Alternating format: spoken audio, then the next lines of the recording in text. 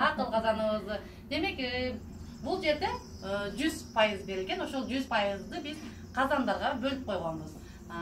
Биринчи караңыздар, аш казанга көбүрөөк пайыз 85%, акыл казанына 10%, ал эми рух казаныбызга 5%. Эмне үчүн рух казанын кичинекей кылып 5%ды бергенибиздин себеби, демек биз алыста жүрөбүз, жакында жүрөбүз, балдарыбыз жаныбызда, алыста, алардын руханий байлыктары менен, руханий казандары менен, руханий ички дүйнөсү менен, ички сезими менен эч качан биз жанагы байланыш болбойт да. Ошондуктан мен эң аз пайызды рух казанына бердим. Демек, ушул казанды биз чоңойтушубуз үчүн бул аш казанды кичинетишибиз керек. Көбүрөөк биз аш казанга көбүрөөк көңүл бурабыз, туурабы?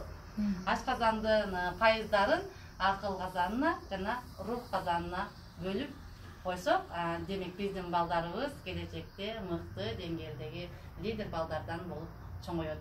Биз көбүрөөк алардын азыркы таап жаткан айлыктарыбыз, акчаларыбыз көбүрөөк биз балдарыбыздын аш казаны менен материалдык жактан аларды камсыздап жатат экенбиз дагы, алардын рух казаны менен бөлүшкөнгө убактыбыз дагы болбой калат.